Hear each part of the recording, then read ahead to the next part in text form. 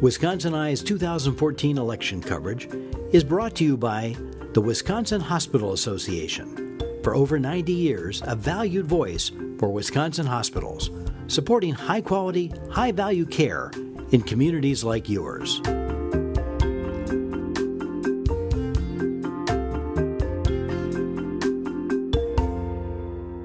Wisconsin Eye coverage of the 2014 elections. We're interviewing State Representative Cory Mason of Racine.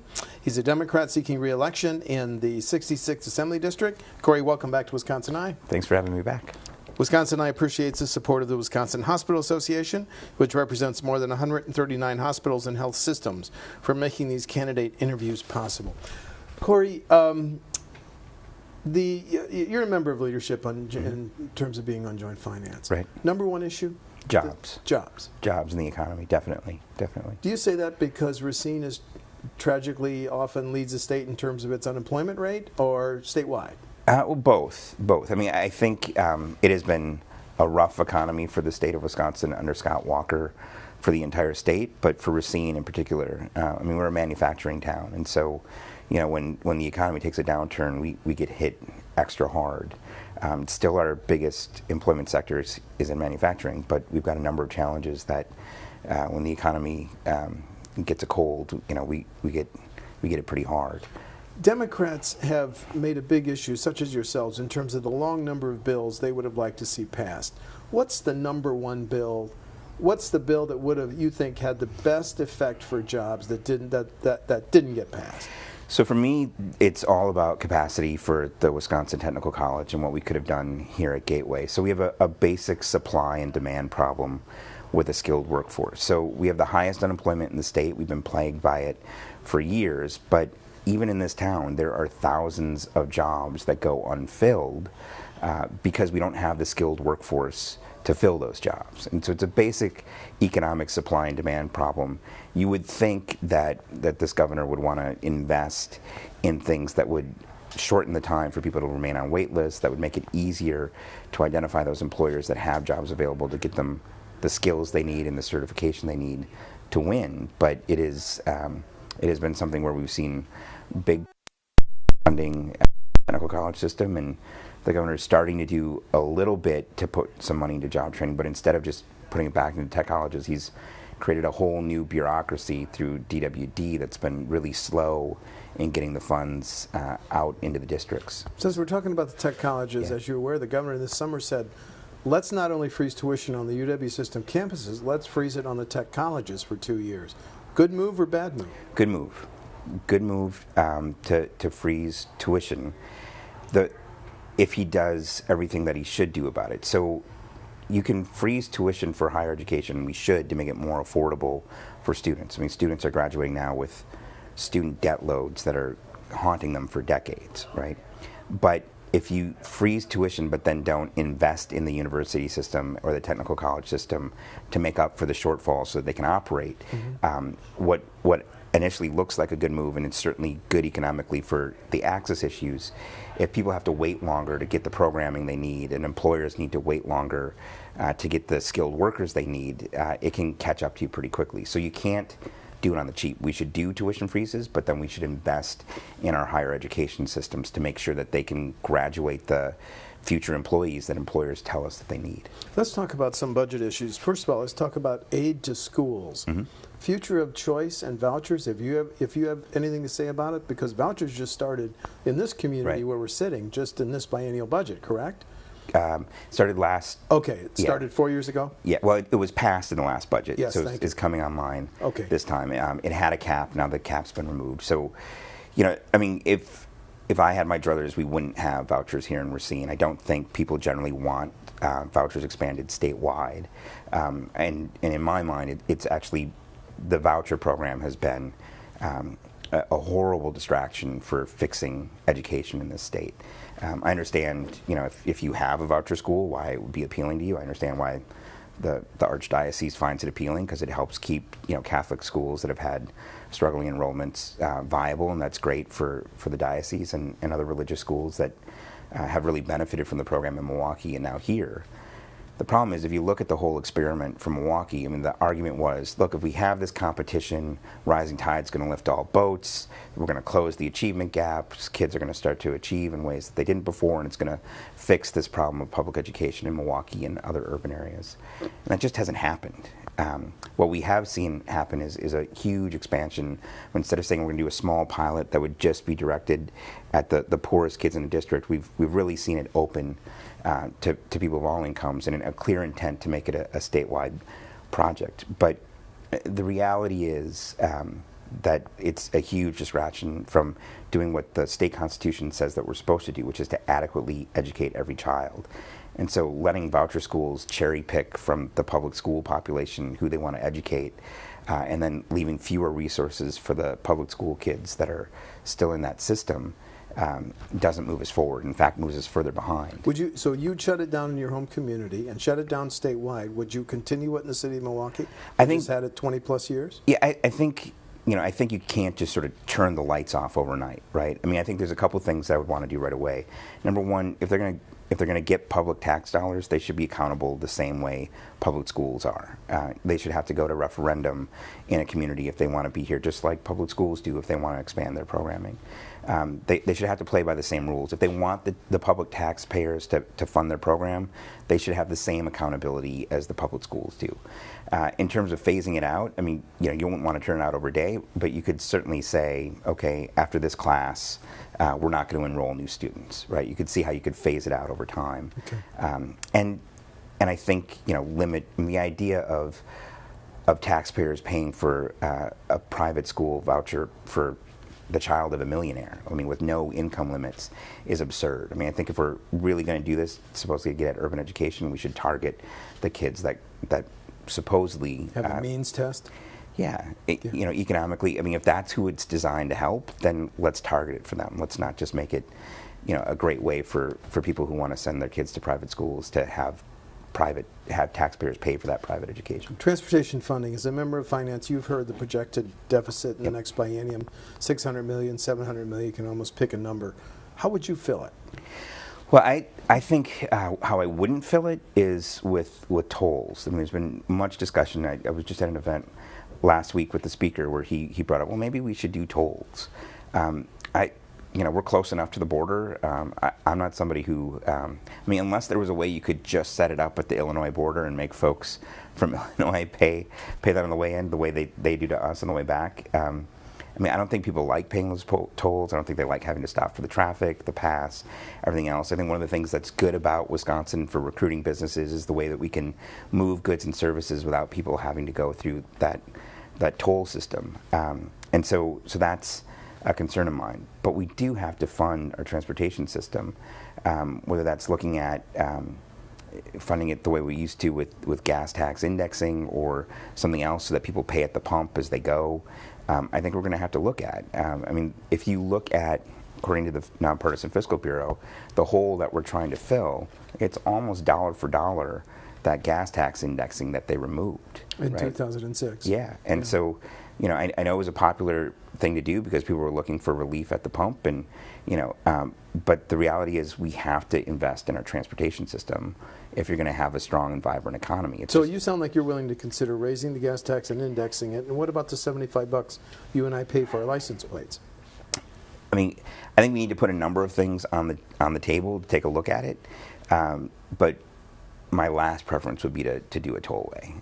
It really would. But we've got it. We're going to have this constitutional amendment that's certainly going to give kind of a lockbox on the transportation fund to make sure that those segregated funds remain segregated, and that's great. But then we need to make sure there's adequate funding so that we can maintain and build the roads that we have, and even expand the infrastructure that we have. We're sitting here in Racine. You probably noticed when you got off the interstate, it was probably another 20-25 minutes before you got downtown here. A city like Racine is the furthest away from the interstate system than any other city in the state of Wisconsin. I'd actually like to see us expand that infrastructure to make it easier for people to move goods and services to the interstate. So we've got to fund this system. There's no doubt about it. Let's talk about health care. The American Hospital Association says our MA reimbursement rates are second lowest in the nation. Yeah. Do we need to raise those? We do, but a better option would have been to actually enroll in the MA expansion that was offered under the Affordable Care Act. That was it. an easy thing that we should have done, and the number of Republican governors and Democratic governors who've taken advantage of that expansion. The only way it doesn't make sense to take it is if you're maybe going to run for the presidential nomination in the Republican Party. But economically, there's nothing smart about turning away hundreds of millions of dollars every year from the federal government that are, not going to take those federal taxpayer dollars and bring them home, and instead are going to go elsewhere to other states. And so, if we're serious about getting rid of that hidden tax that people wind up paying at their employer and in their jobs with their private covered insurance, then we need to actually do what we can to enroll the people in the federal programs that are there that will cover the cost. And I'll say one other thing about this meme that's out there. The Republicans have been saying, well, we can't take the money because we don't know it'll be there in the future. I mean, I asked Bob Lang during the budget, how much of our budget every 2 years comes from the federal government? Well, it's a quarter of the entire state budget comes from the federal government, including a lot of the interstate projects that you were just asking about. A lot of that money is from federal sources. We don't see Republicans saying, well, we can't build another interstate program or rebuild the Marquette interchange or the Zoo interchange because we're not sure the federal government's going to fund it next year. They happily take it for those sources. So the idea that we wouldn't want to make sure that Wisconsin taxpayers have their federal taxes spent in this state instead of other states, and in a way that's then going to cost people twice because they're going to have to pay for the uninsured with their private insurance at work, is, in my judgment, one of the biggest mistakes that we made in the last budget with the governor's budget. The bill to legalize medical marijuana is going to come back. Now we have the states of Washington and Colorado legalizing recreational marijuana. Your positions? Boy, I mean, I don't know that I have a clear position on this. I've heard from people on both sides of the issue. I certainly think decriminalization is something that we need to look at. I mean, the idea of locking somebody up for decades and spending tens of thousands of dollars for somebody who is doing recreational pot use is that just doesn't make much sense. But we are talking about another controlled substance, and I don't think it's as dangerous as some people make it out to be, but it's not harmless either. We've spent a lot of time trying to get people to stop smoking tobacco. The idea of having another product that would have long-term consequences for people's lungs and their health. I'm concerned about what it means for young people who might use the drug.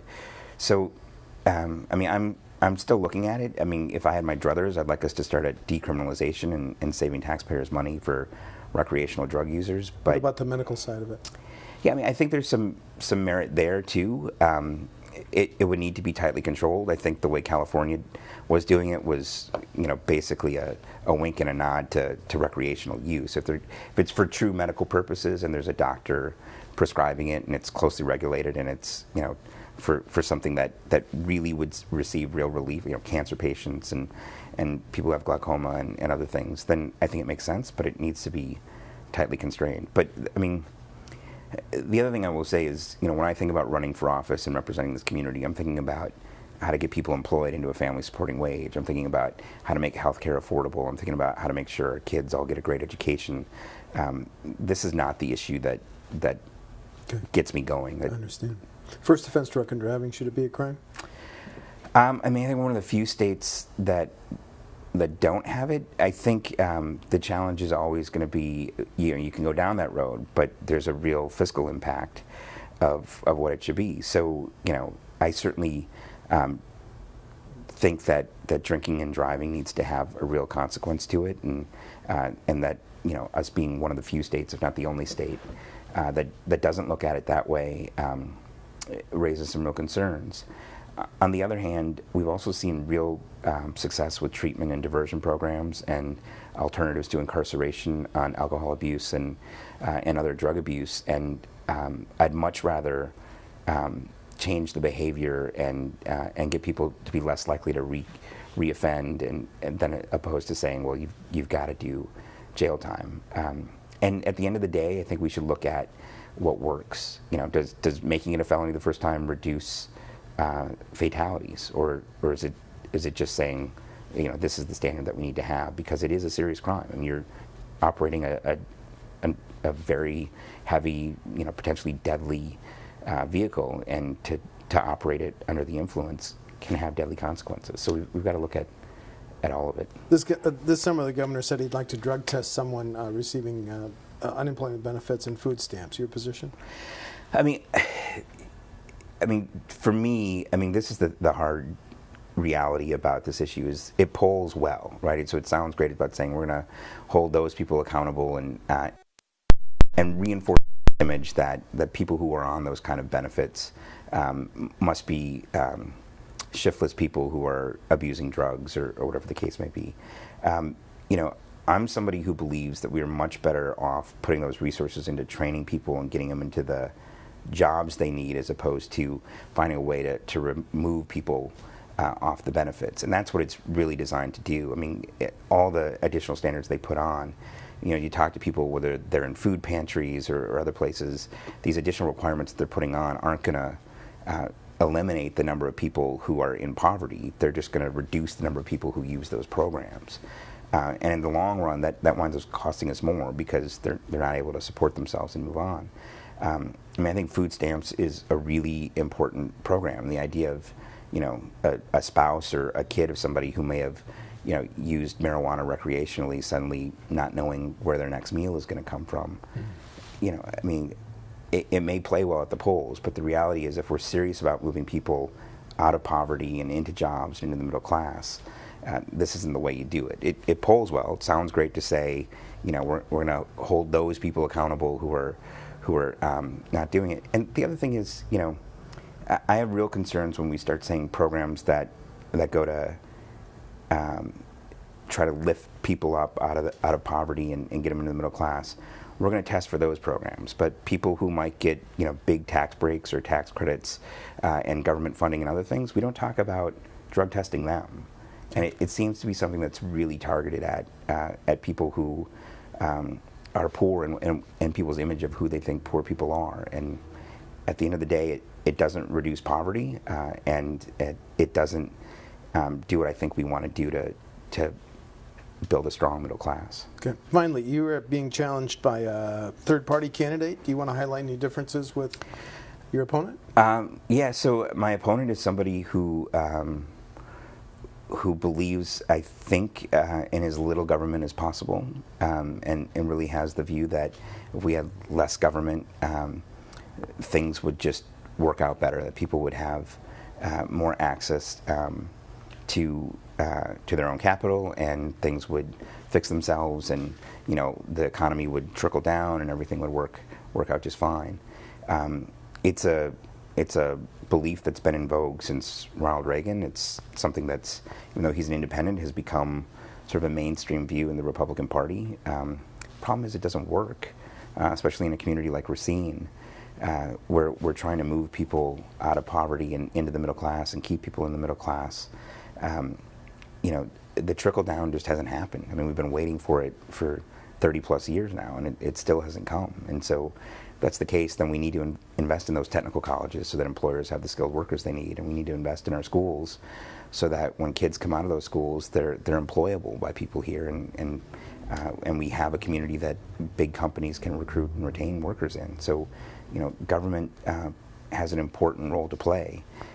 No doubt there's room for criticism of it, and we should work hard to make bureaucracy less cumbersome for people who are trying to move their business forward and get things done. But we also have standards in place for workplace safety and other standards for a reason, to protect the public and make sure that we have a community that everybody can be safe in and enjoy. So it's a simplistic thing to say, well, just less government would fix everything.